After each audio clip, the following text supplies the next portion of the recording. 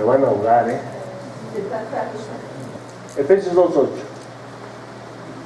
Vamos a ir al contexto, ¿sí? Porque dice, porque por gracia somos salvos por medio de la fe, y esto no de vosotros, pues es un don de Dios, no por obras, para que nadie se gloríe, porque somos hechura suya, creados en Cristo Jesús para buenas obras, las cuales Dios preparó de antemano para que anduviésemos en ellas. Por tanto, acordémonos que en otro tiempo, vosotros los gentiles, que en cuanto a la carne, eras llamados sin circuncisión por la llamada circuncisión hecha con mano en la carne. En aquel tiempo estabais sin Cristo, alejados de la ciudadanía de Israel, ajenos a los pactos de la promesa, sin esperanza y sin Dios en el mundo. Pero ahora en Cristo Jesús, vosotros que en otro tiempo estabais lejos, cercanos por la sangre de Cristo. Porque Él es nuestra paz, que de ambos pueblos hizo uno, derribando la pared intermedia de separación, aboliendo en su carne las enemistades de la ley, la ley de los mandamientos expresados en ordenanzas, para crear en sí mismo de los dos un solo y nuevo hombre, haciendo la paz. Y mediante la cruz, reconciliar con Dios a ambos en un solo cuerpo, matando en ellos las enemistades. Y vino y anunció las buenas nuevas de paz a vosotros que estabais lejos y a los que estaban cerca, estos judíos y gentiles. Porque por medio de los unos y los otros tenemos entrada por un mismo espíritu al Padre. Así que ya no sois extranjeros ni advenedizos, sino conciudadanos de los santos y miembros de la familia de Dios, edificados sobre el fundamento de los apóstoles y profetas, siendo la principal piedra del ángulo Jesucristo mismo, en quien todo el edificio bien coordinado va creciendo para ser un templo santo al Señor, en quien vosotros también sois juntamente edificados para morada de Dios en el Espíritu. Dice el verso 21, dice que somos un edificio y que va creciendo para ser ¿qué? Un templo santo al Señor. Y dice el 22 que somos edificados para morada de Dios en el Espíritu. Esto es, nuestro cuerpo el día de hoy ha sido depositario del Espíritu Santo de Dios que mora en nosotros.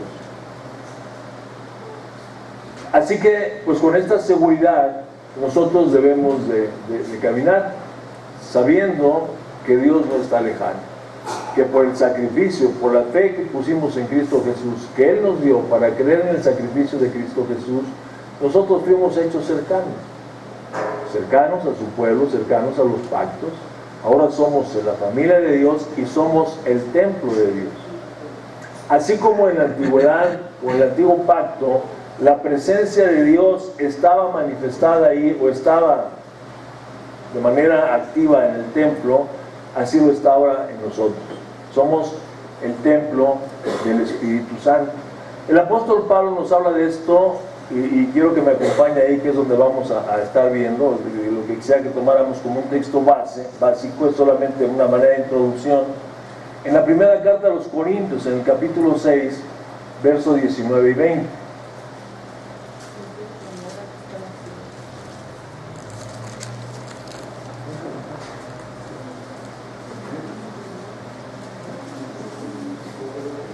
Dice el apóstol Pablo: ¿o ignoráis que vuestro cuerpo es templo del Espíritu Santo, el cual está en vosotros, el cual tenéis de Dios, y que no sois vuestros? Porque habéis sido comprados por precio. Glorificad pues a Dios en vuestro cuerpo y en vuestro espíritu, los cuales son de Dios.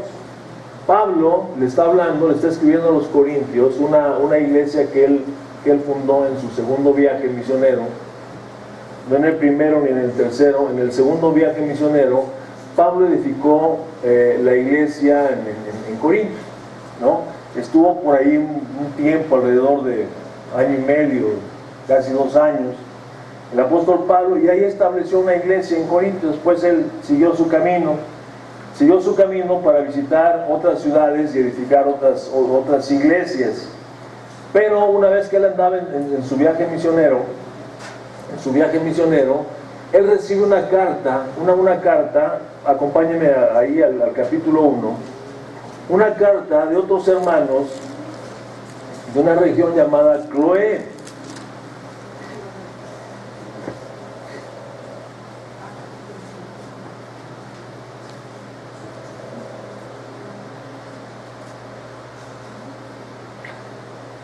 Dice el verso 11, dice: porque he sido informado acerca de vosotros, hermanos míos, por los de Cloé, que hay entre vosotros contiendas. O sea, Pablo llega, establece la iglesia y se va. Obviamente confiando en que quien está en ellos, quien está en la iglesia, ahorita vamos a ver, quien está en la iglesia es el Espíritu Santo. Y que el Espíritu Santo es el que va a conducir a los ancianos o a los hermanos de esa iglesia, los va a conducir a la verdad. O sea, Pablo no se enseñorea de la iglesia, ni dice, es que si me voy, pobrecitos, van a quedar solos, y quién nos va a enseñar, están muy inmaduros. No, Pablo está en la iglesia, los enseña, les da el ABC de la palabra de Dios, el Evangelio, y confiando plenamente en la obra del Espíritu Santo se va. Porque sabe que el que lo enseñó a él, el que le ministró a él, les va a ministrar a él. Se va.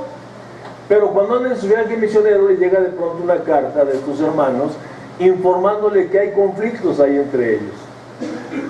Raro en una iglesia cristiana, ¿verdad?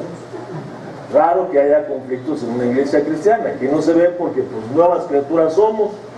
Lo viejo ya pasó y ahora somos hechos nuevos. Pero bueno, estos hermanitos eran bien carnalotes, ¿no? Eran carnalotes y traían ahí problemas y todo el asunto, ¿no? Entonces vamos a ver rápidamente los problemas que tenían, rápidamente. Dice, los problemas que tenían eran, primero, divisiones. Y ahí tenemos en el 1.10, ¿verdad? Rápidamente, 1.10.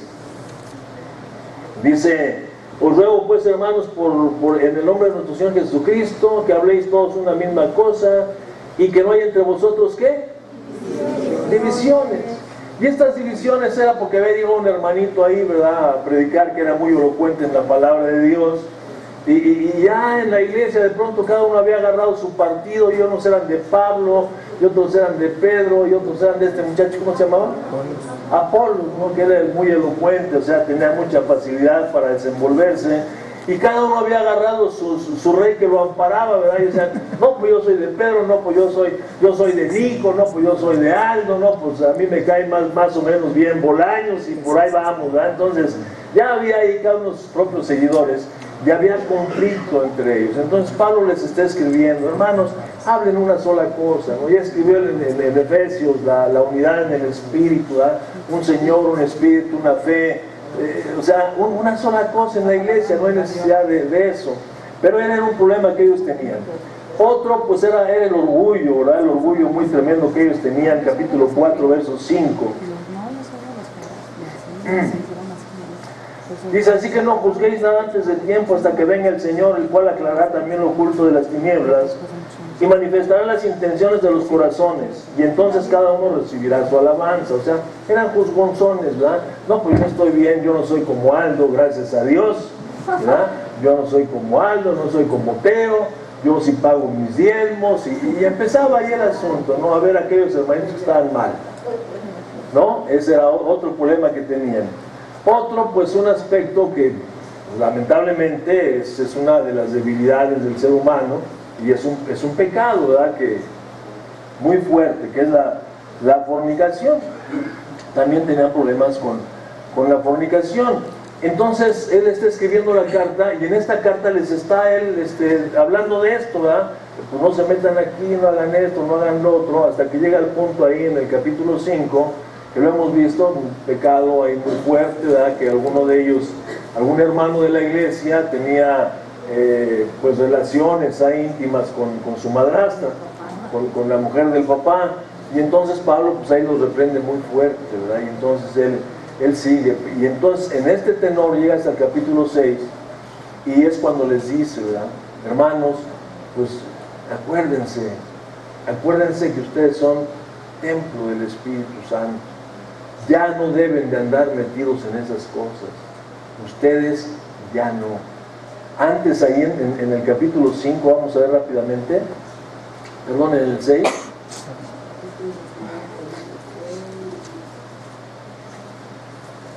Pues sí, es capítulo 5.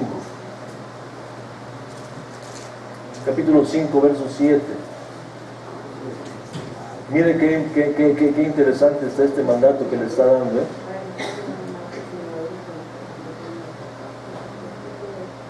O sea, estaba llamando la atención a la iglesia porque están tolerando esta situación con este hombre. Y luego les dice, no es buena la jactancia que tienen. Es una preocupación a fondo que tiene Pablo. Dice, caramba, es que ustedes en lugar de que pues, tomen las cartas en este asunto, pues están tolerando esta situación. Dice, ¿qué no saben que un poco de levadura leuda toda la masa? Si le toleramos a uno, le vamos a tener que tolerar a todos. Yo también quiero, ¿verdad? Entonces, todos. Entonces, dice Pablo, no es buena vuestra jactancia. ¿No saben que un poco de levadura leuda toda la masa?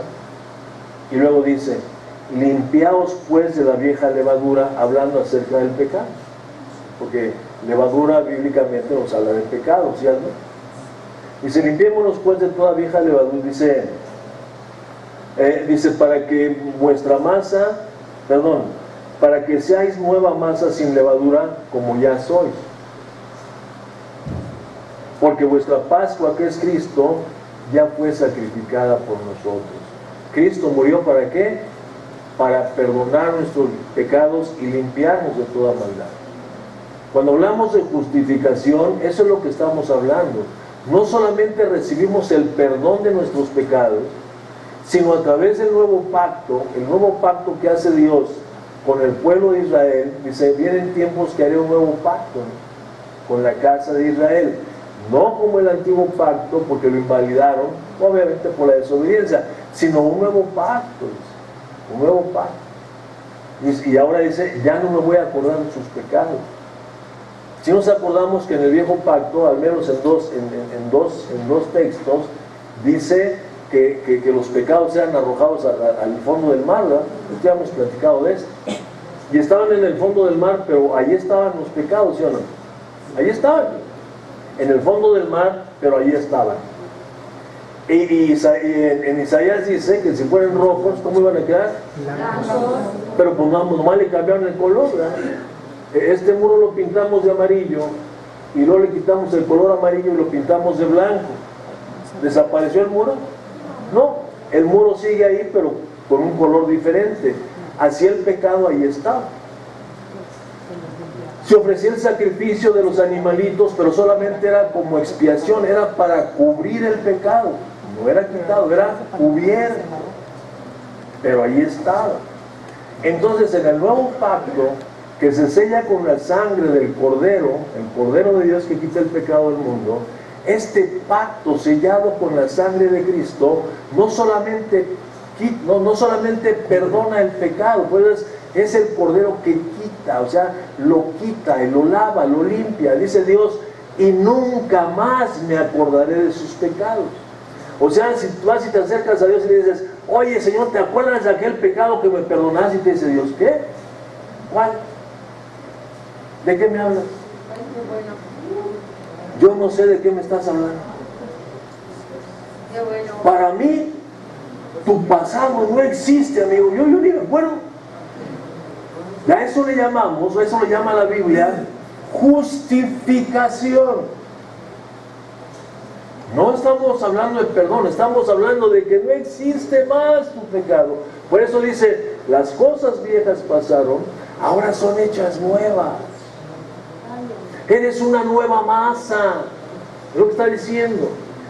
Quita la levadura de ti para que siga siendo esa masa nueva como ya eres. Parece lenguas, pero eso es lo que está diciendo. Tú ya eres una nueva masa. Te quité la levadura. Estás pura, estás puro. Pero ahora lo que tienes que hacer es no tolerar levadura en ti, pues para que no te infles, ¿verdad? quita esa levadura para que siga siendo esa masa nueva, esa masa limpia. Y luego les dice más acá, en el 6:9, que yo quería que llegáramos. 6:9. Dice, ¿qué no sabes que los injustos no heredarán el reino de Dios? ¿De qué justicia está hablando? De actos de justicia, actos de juicio o obras de juicio, de justicia, que seamos justos en nuestra conducta. No, está hablando, dice, ¿qué no sabes que aquellos que conservan su pecado ahí y que no ha sido perdonado y que no ha sido borrado, esos nunca van a entrar al reino de los cielos?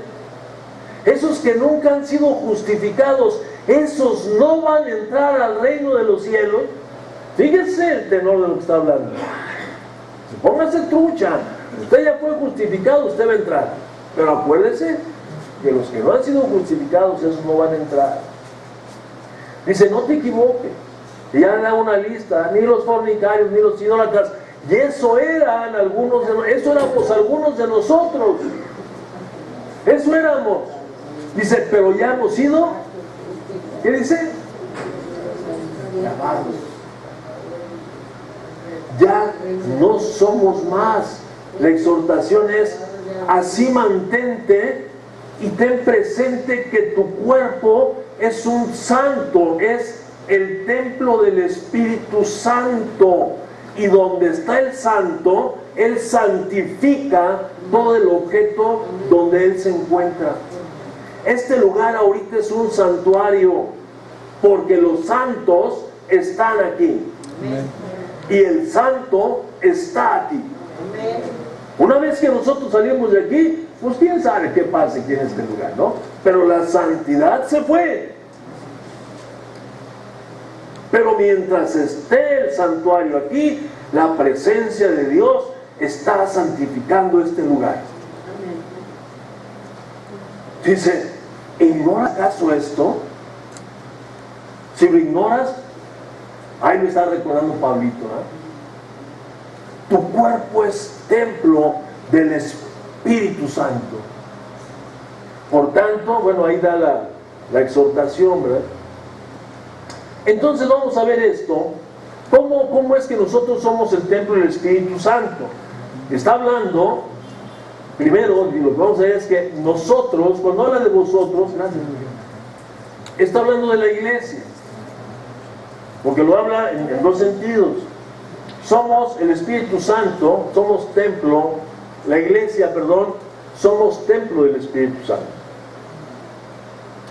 Vamos para la primera carta de los Corintios en el capítulo 3.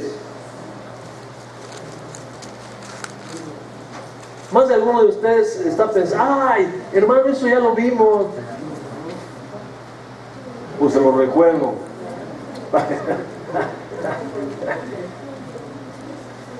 Primera carta a los Corintios, capítulo 3.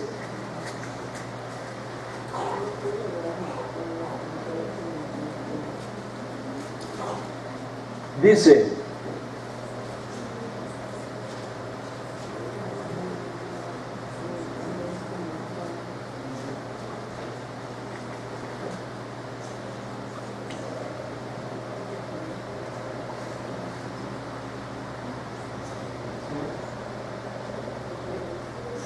ya luego se le voy a leer.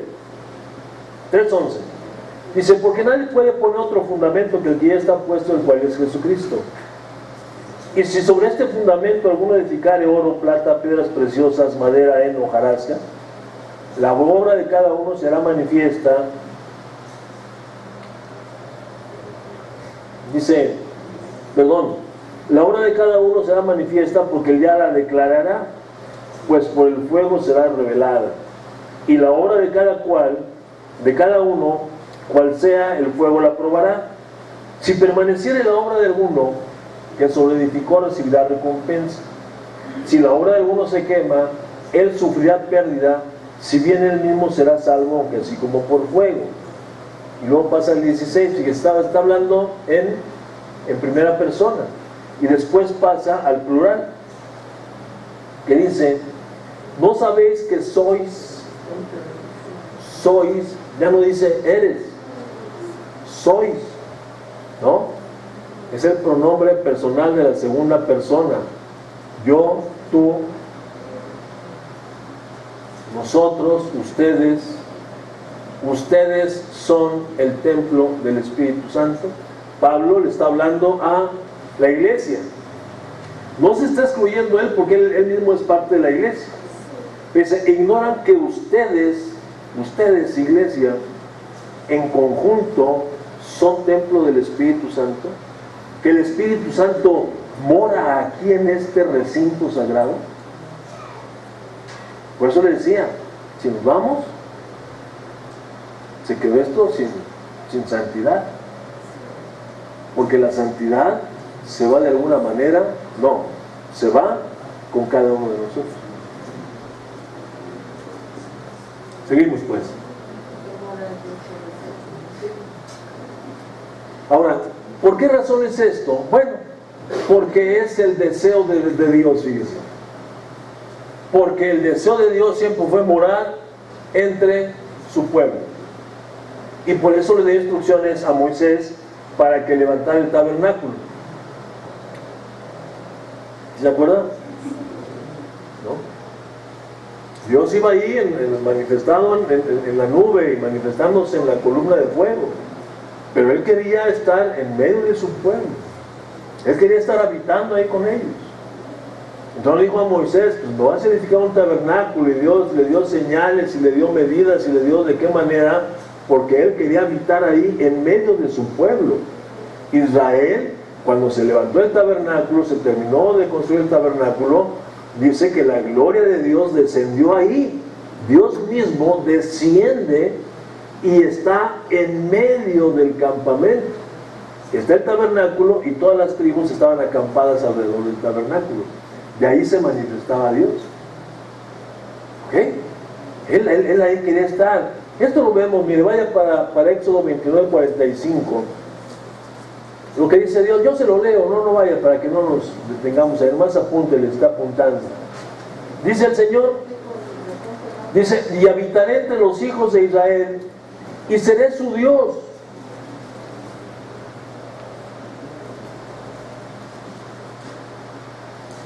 Ya llegó, léalo.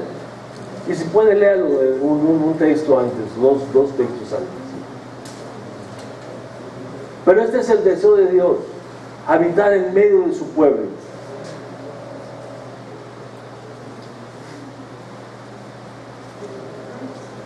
¿Sí? ¿Qué dices, Sarita? Sí.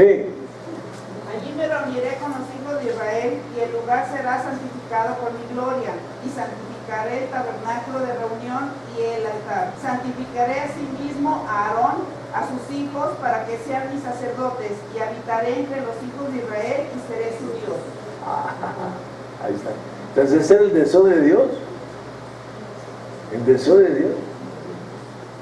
Habitar en medio de su pueblo. Fíjense las ganas de bendecir de Dios a su pueblo. Ni a quien se le hubiera ocurrido, oye, ¿por qué no le hacemos una casa aquí al Señor para que ya no vaya y venga, para que se quede aquí con nosotros? A ninguno se le ocurrió. Dijo Dios, que mis hijos tan carambas, hombre. A ver, Moisés, levántame aquí una tienda, porque aquí voy a estar yo en medio de ellos, porque los quiero bendecir. Quiero que mi presencia los esté bendiciendo. Y lo repite en Levítico 26, 11 y 12. Dice, y pondré mi morada en medio de vosotros, y mi alma no los abominará más. Y andaré entre vosotros, y yo seré su Dios, y ustedes serán mi pueblo. Entonces, es el deseo de Dios desde la antigüedad morar en medio de su pueblo. Y en el Nuevo Testamento es algo similar, ¿no? Estamos viendo que allá fue, pero acá nos dice en Juan 14, 16, está hablando Jesucristo, y está hablando nuevamente con sus discípulos, y les está hablando que si ellos permanecen, vamos a leerlo por favor, Juan 14, ¿le dije qué? 14, 16.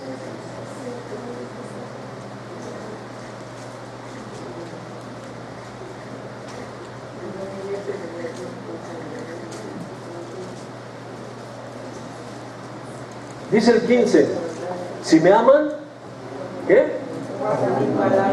Guarden mis mandamientos. Y yo rogaré al Padre y os dará otro consolador para que esté con ustedes. ¿Cuándo? Para siempre. Entonces ahora Jesús, que viene a enseñarnos al Padre, nos viene a enseñar cuál es la voluntad del Padre. ¿Ok?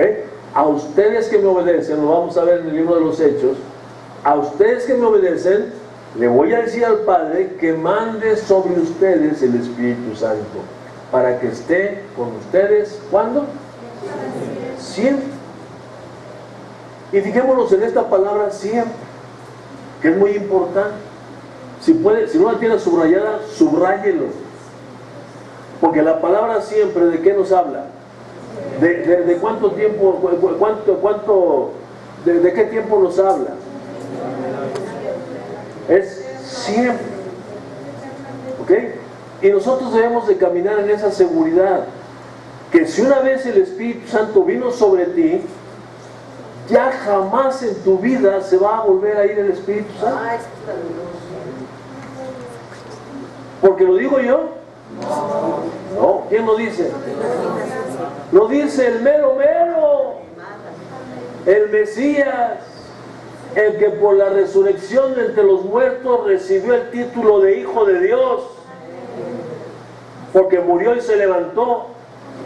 Todas las enseñanzas de los profetas están plasmadas, pero fueron para su tiempo, y la palabra de Cristo permanece para siempre, porque Él murió y sus obras no murieron con Él, resucitaron con Él. Él tiene la autoridad, su palabra, los de Aldo, es sempiterna. ¿Sí? Sempiterna, que es la palabra amaranto, siempre fresca. Él es el que lo dice. Así que tú puedes y debes de moverte en esta seguridad, que pase lo que pase en tu vida, el Espíritu Santo está siempre contigo. El Espíritu Santo va a estar siempre aquí en la iglesia. Cada que nos reunamos, 2 o 3, dice el Señor, Mateo 18:20.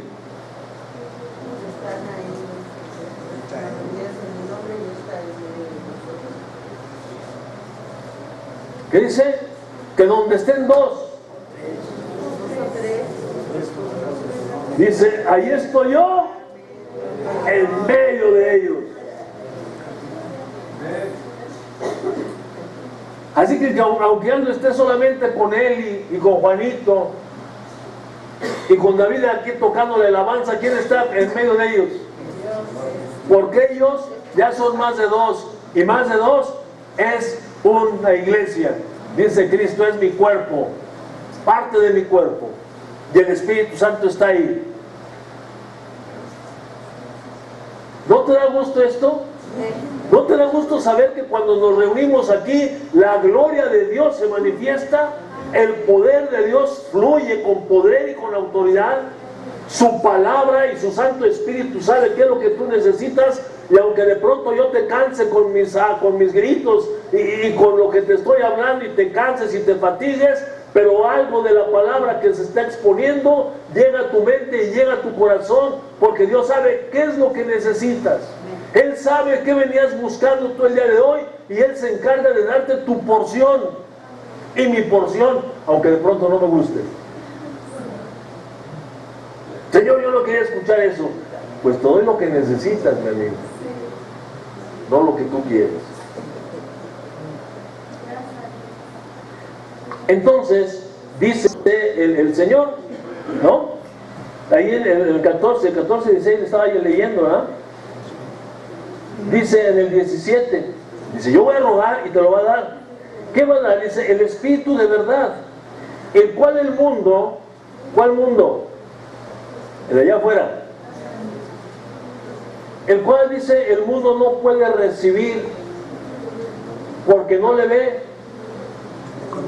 ni le conoce. Pero ustedes le conocen. ¿Por qué? Dice el maestro, porque aquí está. Lo que yo hago, Lo hago por la unción que vive en mí, dice Jesucristo.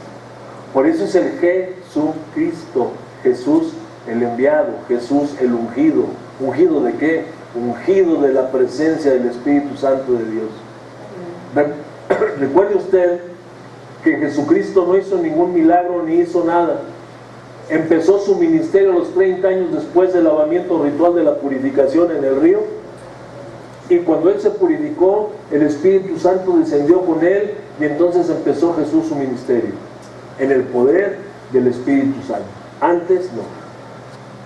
Por ahí corren historias, ¿verdad?, que hacía palomitas de barro y que le soplaban y volaban y no sé qué tal. Eso no, eso ya es invención de los hombres. Eso es invención. Jesús empezó su ministerio público a la edad de 30 años, a la edad que el sacerdote levítico empezaba su ministerio y tenía que ser lavado primero, ser purificado, ¿okay?, que simbolizaba el lavamiento total de sus pecados, y empezaba su ministerio. A esa edad empezó Cristo. Bueno, ok, no le ve ni le conoce. Dice, pero ustedes le conocen porque mora en vosotros, o sea, Cristo, Emmanuel, Dios con nosotros, aquí.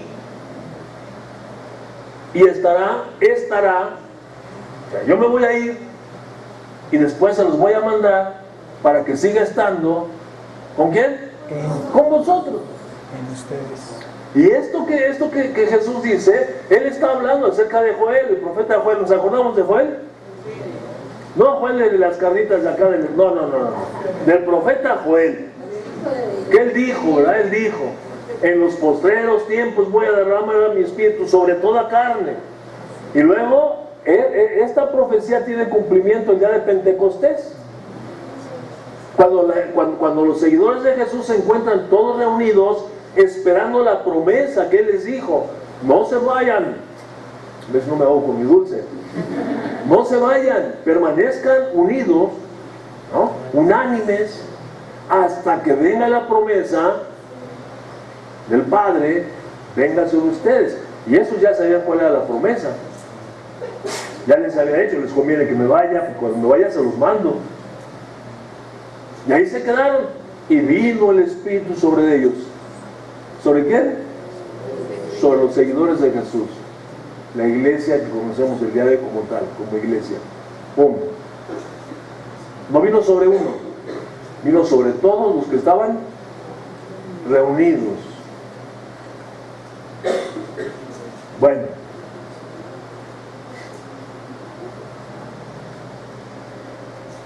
ay, ¿qué hago? Ya no me falta como hora y media.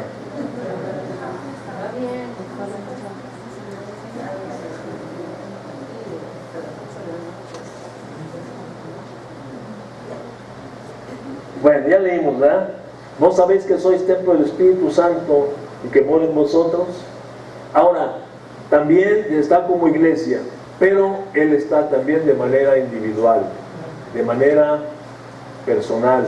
Y aquí lo estamos leyendo en la primera carta a los Corintios.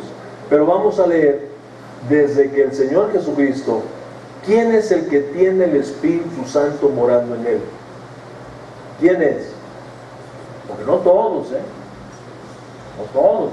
Acuérdese que no todos los que están en el establo son caballos, ni son gallinas. ¿Ok? ¿Quiénes son los que tienen el Espíritu Santo morando en ellos? Juan 7, 37, 39.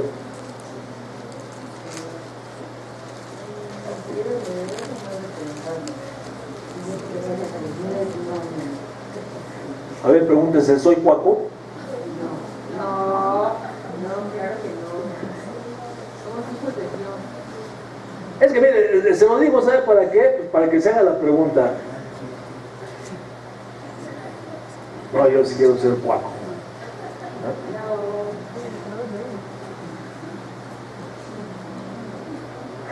7:37 al 39.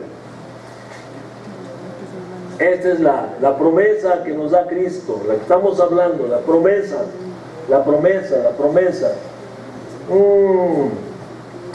Dice, el último y gran día de la fiesta, Jesús se puso en pie y alzó la voz diciendo, ¿qué?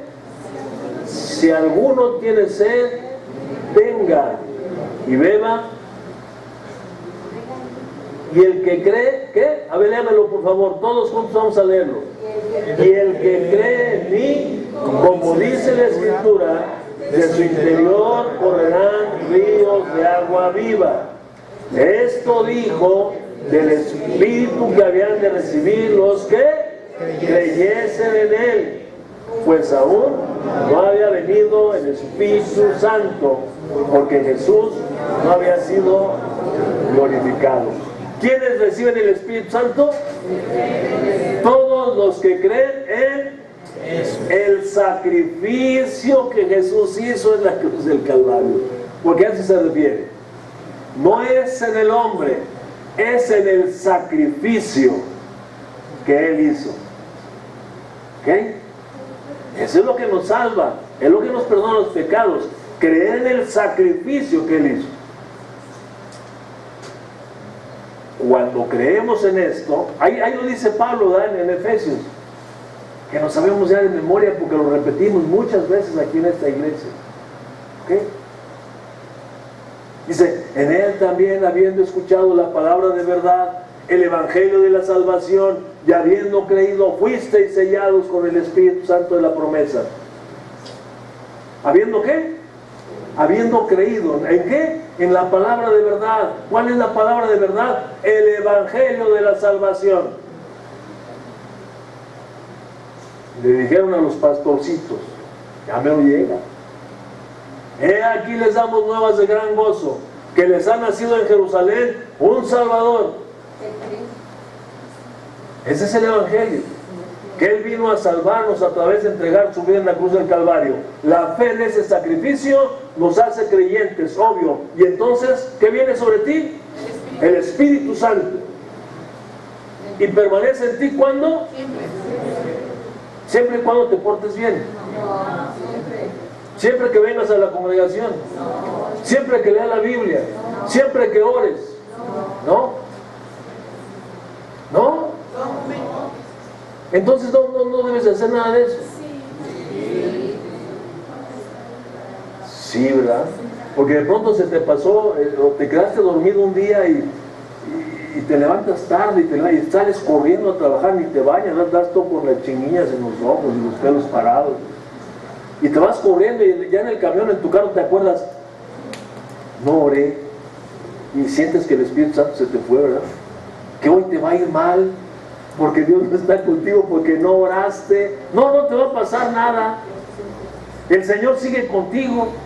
¿Tú te sientes mal? Pues porque no pasaste tiempo con Dios. ¿Te sientes mal porque no desayunaste sabroso para aguantar todo el día? ¿Te sientes mal pues porque no viniste a la iglesia, ¿no? Te fuiste a ver a jugar a la América con el Guadalajara o a los Pumas, ¿no? Y le vas al Puma y perdió el Puma. Y dices, ching, mejor me viene de la iglesia. ¿Te sientes mal? Pero el Señor sigue estando contigo. Hermano, entonces podemos pecar de libertad. No, pues, tampoco es permiso para pecar. ¿No? Si el Espíritu vive en usted, el Espíritu lo guía a la verdad. A todo lo puro, a todo lo honesto, todo lo recto. En esto piense, dice. Entonces, ¿quién tiene el Espíritu Santo de Dios en él? No es cierto. ¿Quién lo tiene?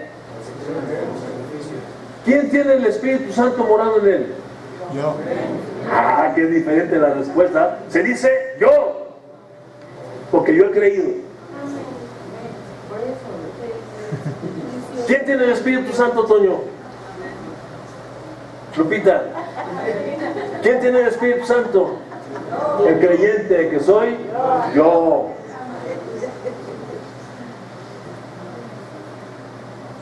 Entonces estamos viendo, todo creyente tiene el Espíritu Santo. ¿Ok? Pero hay que pedírselo, dicen, ¿verdad? ¿Eh? No.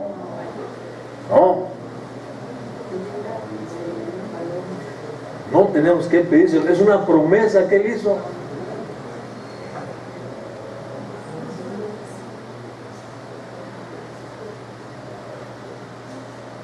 Porque de pronto sale la objeción, ¿verdad? Hermano, ¿y entonces qué hacemos ahí con Hechos 5:32? Dice, y de estas cosas todos nosotros somos testigos. Y el Espíritu Santo también, el cual ha dado Dios a los que le obedecen. Y entonces decimos, si tú no andas en obediencia hoy, Dios no trae el Espíritu Santo a ti. De acuerdo a ese texto bíblico. Si usted es desobediente, mi hermano, el Señor no le va a dar el Espíritu Santo.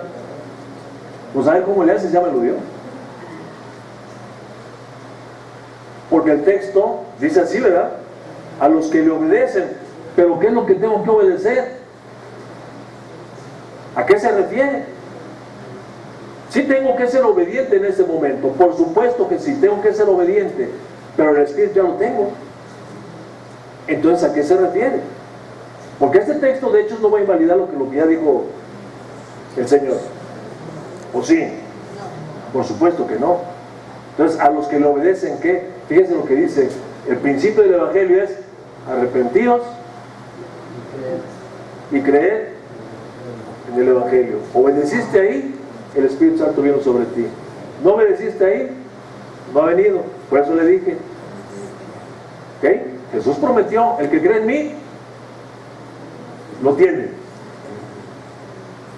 Bueno, ok. Y otro texto también que nos puede confundir es Lucas 11:13. Disculpa, voy a quitar mi suétercito porque ya me dio calor, ¿no? Como ya estoy viejito, en la mañana me tapo por precaución. No me vaya a desintegrar ahí con...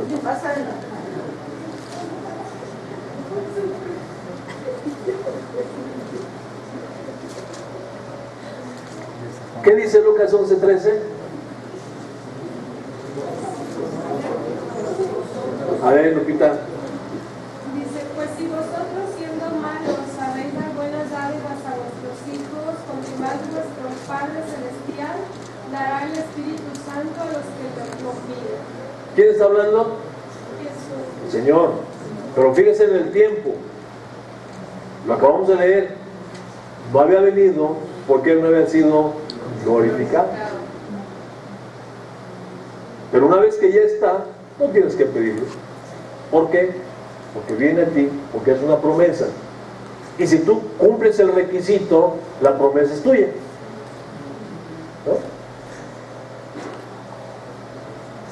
Oye, ¿me abres la puerta, por favor? No abre. No abre. ¿Qué tienes que hacer para que abra? Métele la llave. ¿No? Si le metes la llave, abre. Si cumple el requisito, te da la promesa. Y ahí está. Dice, así como la presencia de Dios estaba en el templo, en el antiguo pacto, y por ende su gloria, así en el presente tiempo, la gloria de Dios está presente en tu cuerpo.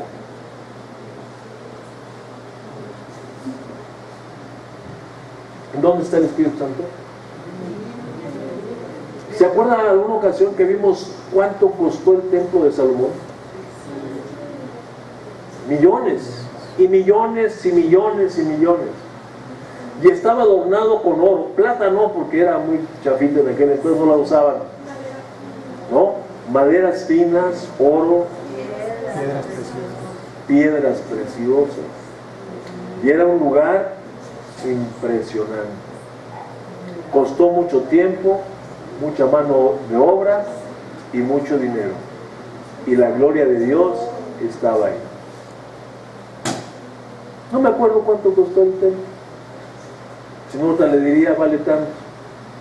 Para que comparemos cuánto vales tú. Y te des cuenta que vales más que aquel templo que se levantó en aquel entonces.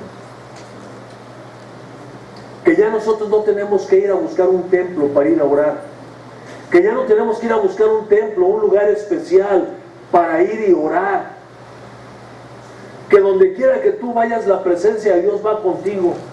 Y ahí lo único que tenemos que hacer es desconectarnos un poquito del mundo que nos rodea, entrar en nuestro aposento alto e inmediatamente estamos en la presencia de Dios, porque nunca nos podemos apartar de la presencia del Señor. Donde quiera que vayas, ahí está el Señor. Y esto lo dejó ahí David, ¿verdad? Señor, ¿a dónde voy a huir de tu presencia? Si me voy al cerro, ahí te encuentro. Si me voy al fondo del mar, ahí te encuentro. ¿Dónde puedo ir que no estés tú? Por eso es que siempre estamos delante de la presencia de Dios. Pero cuando nos cerramos, entonces estamos de una manera bien especial en la presencia del Señor. Porque dice el autor de los Hebreos que no tenemos un sumo sacerdote que no se pueda compadecer de nosotros, sino uno que fue tentado en todo igual que nosotros, pero no pecó. Y dice, por tanto, te puedes acercar con toda confianza hasta el trono de la gracia. Por los méritos de Cristo, tú y yo podemos entrar en este mismo indecibles. No nos está pidiendo que le ayudemos, no. Él intercede por ti. Él intercede por nosotros. Y antes había que caminar lejos. ¿Desde dónde venía el eunuco, Nico? Desde África hasta Jerusalén a adorar a Dios, ¿imagina? ¿Cuántos días de burro? Digo, no él, sino de burro, camello, no sé qué, para llegar al templo, a adorar a Dios. ¿Cuántos días? ¿Cuánto costaba un viaje de esos? Y tú lo único que tienes que hacer es nada más sentarte en tu sillita o de rodillas y cerrar tus ojitos y ¡ay! Aquí estás, papá. En ese mismo instante estamos ahí, santificados por la presencia de Dios en nosotros. ¿Cuánto anhelo yo que un día Dios nos revele y me revele a mí con claridad y precisión esto que estoy hablando? Porque el día que recibamos una revelación plena de esto que estamos hablando, mi hermano, yo creo que hay que sentarnos y agarrarnos de la silla por la gloria de Dios, lo que Él ha hecho y que de pronto no se puede comprender.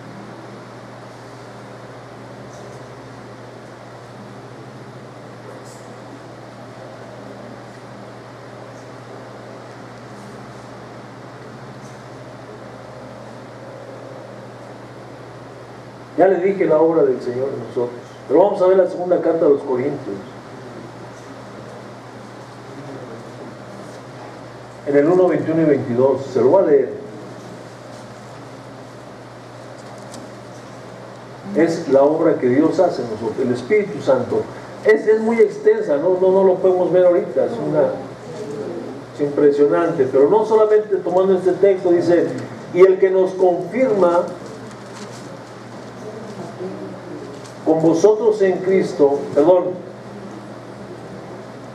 y el que nos ungió es Dios, el cual también nos ha sellado y nos ha dado las arras del Espíritu en nuestros corazones. Rápidamente, punto 1. ¿Qué hace el Espíritu Santo en nosotros? Nos bautiza. Y nos bautiza no como un hecho posterior a haber creído, ya lo vimos, en ese instante Él viene, sino por